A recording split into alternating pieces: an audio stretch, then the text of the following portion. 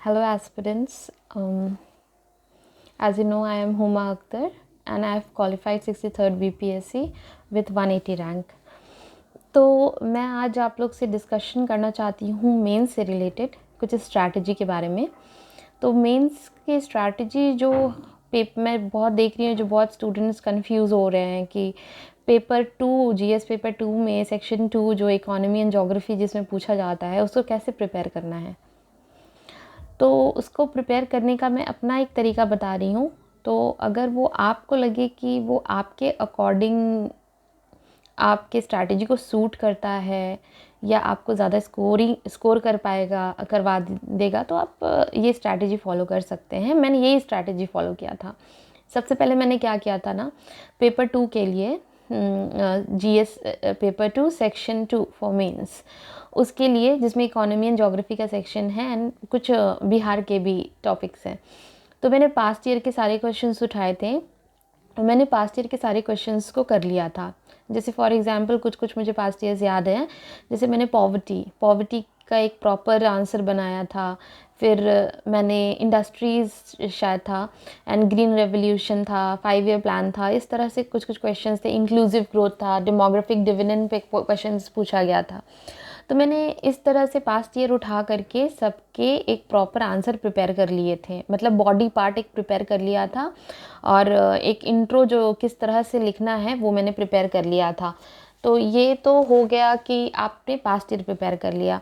But क्या है, सिर्फ पास्ट ईयर करने से नहीं होगा। जैसे पॉवर्टी एक ऐसा टॉपिक है जो पास्ट ईयर में भी रेलेवेंट था और करंट में भी रेलेवेंट है। तो आपको उसको करंट अफेयर्स से क्या करना पड़ेगा, अपडेट करना पड़ेगा।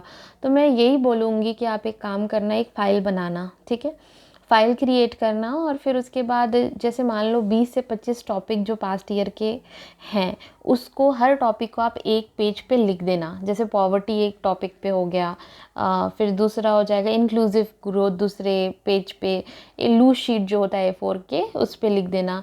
फिर तीसरा पेज जो लूज शीट है उस पर आप लिख देना डेमोग्राफिक डिविडेंड अगर क्वेश्चन आया है उससे। फिर चौथे पे ग्रीन रेवोल्यूशन, उसको 5वां पेज बना लेना। उस तरह से 20-25 पेज आपके एक ब्लैंक शीट्स प्रिपेयर हो जाएंगे, पर आपको टॉपिक्स पता चल जाएगा कि कौन सा टॉपिक्स पास्ट ईयर में पूछा गया है।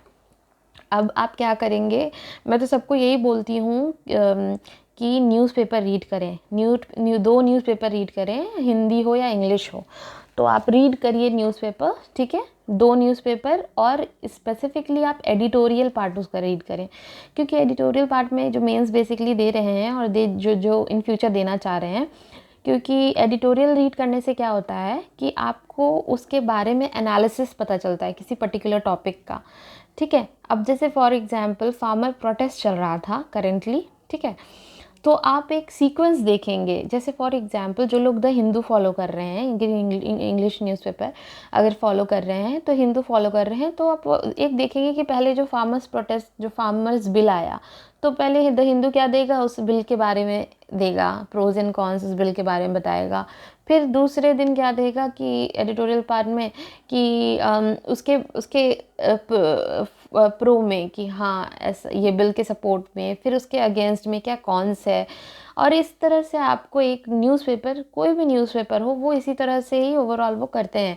तो कवर अप आपका हो जाएगा एनालिसिस। आपको क्या लिखना है एक आंसर में, एक आंसर का प्रोविजन सिग्निफिकेंस लिखना है उस आंसर्स में, उसका एक मेन पॉइंट्स लिखना है, उसका प्रोविजंस लिखना है अगर कोई बिल है तो, फिर उसके प्रोज बताने हैं, कॉन्स बताने हैं, फिर खुद का सजेशंस देना है, ठीक है। तो इसी तरह से आप पेपर 2 सेक्शन 2 के लिए डिफरेंट पेपर्स प्रिपेयर करके करंट अफेयर्स जब भी अगर आए, करंट अफेयर्स आप न्यूज़पेपर से फॉलो कर रहे हैं तो उससे आप उठा करके उस टॉपिक के अंदर लिख लीजिए, ठीक है। तो इस तरह से आपको एक सेट ऑफ पॉइंट्स प्रिपेयर हो जाएगा हर पास्ट ईयर पेपर का, ठीक है।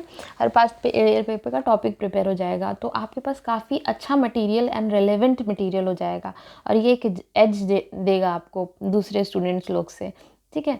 तो इस तरह से आप प्रिपेयर करिए। और जो बाकी के बचे जो करंट्स हैं, करंट तो आप पढ़ ही रहे हैं न्यूज़पेपर में जो आ रहा है। अगर जो कुछ भी करंट से रिलेटेड कुछ न्यूज़पेपर में आ रहा है तो आप पढ़ें। मैं तो ये बोलूँगी आप यूट्यूब चैनल्स को फॉलो करें जो बिहार टीचर्स हैं, बिहार टीचर्स जो यूट्यूब चैनल्स बना रहे हैं, तो वो लोग एक गेस्ट क्वेश्चंस देते हैं, जैसे मैंने भी किया था, गेस्ट क्वेश्चंस किया था। क्योंकि करंट अफेयर्स जो है फॉलो आप जो एक साल आपने जिससे करंट अफेयर्स पढ़ा वो आप पढ़ रहे हैं, वो पढ़ लीजिए अच्छे से, और गेस्ट क्वेश्चंस जो जहाँ से मिल रहे हैं उसको भी एक बार देख जाइए कि हाँ आपको उसके बारे में आइडिया है कि नहीं है। अगर आइडिया नहीं है तो प्लीज़ ज़रूर आप उसके बारे में पढ़ें, क्योंकि क्वेश्चंस कुछ भी आ सकता है। तो पास्ट ईयर का कवर कर लिया, अगर उसको बहुत अच्छे से करंट अफेयर्स से रिलेट करके कर लिया तो 50% of the thing is done, ठीक है।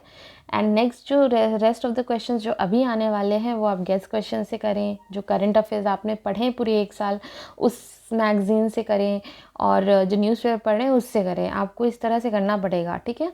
और आंसर किस तरह से एक स्ट्रक्चर फॉर्म होता है मैं वो भी बता देती हूँ बहुत छोटे में 2 मिनट के अंदर, कि देखिए अगर आपको आंसर लिखना है ना तो पहले इंट्रो एंड कंक्लूजन तो लिखना ज़रूरी है आपको, ठीक है, क्योंकि उस पर भी मार्क्स होते ही होंगे, क्योंकि एक प्रॉपर आंसर वही होता है, इंट्रो, बॉडी एंड कंक्लूजन। तो इंट्रो एंड कंक्लूजन लिखिए।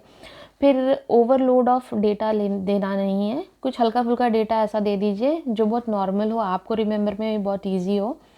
तो आप एक डेटा दे दीजिए, एकदम एक्स्ट्रा, एकदम कोई यूनिक सा नहीं देना है, दे दीजिए। फिर उसके बाद कोई कमेटी है उस टॉपिक पे तो कमेटी, कोई रिपोर्ट है, सजेशंस कोई रिपोर्ट्स ने दिया है तो आप उस सजेशंस में उस कमेटी का सजेशंस डाल दो, तो वो बहुत स्कोरिंग होगा पॉइंट। फिर उसके बाद डायग्राम में आप रिप्रेजेंट कर सकते हो, फ्लो चार्ट्स बनाओ, different types of diagrams, different types of flow charts, net पे सर्च मार लो different type of flow charts कैसे होता है टू राइट एन आंसर, तो आपको वो मिल जाएगा वो आंसर, तो आपको समझ में आ जाएगा। फिर जैसे कि कोई भी पैराग्राफ, एकदम कॉमन पैराग्राफ आपको लग रहा है कि एकदम ये जनरल पैराग्राफ, ये तो सब कोई लिखेगा, तो उसको आप इंटरेस्टिंग बनाने के लिए क्या करोगे, आप उसको एक स्ट्रक्चर में डाल दोगे, पॉइंट वाइज डाल दोगे, या आप उसको एक फ्लो चार्ट्स बना दोगे उसका और उसमें पॉइंट्स डाल दोगे, तो इससे क्या होगा, आपको 1 मार्क्स तो ज़्यादा मिल ही जाएगा दूसरे इसमें।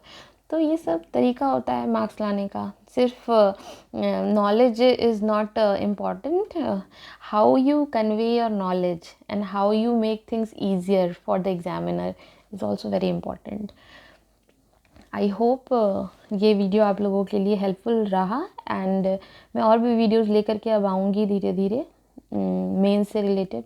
अभी तो पेपर 2 हुआ है, बाद में देखेंगे कि पेपर 2 का सेक्शन 3 कैसे किया जाता है। I hope this is helpful. Do join my Telegram channel, अगर आपको पता नहीं है बीपीएससी एग्ज़ाम मैंने एक टेलीग्राम चैनल स्टार्ट किया हुआ है, मेंस के लिए भी है और प्री के लिए भी चल रहा है। So join, and if you find it's useful then please carry on with it. Thank you.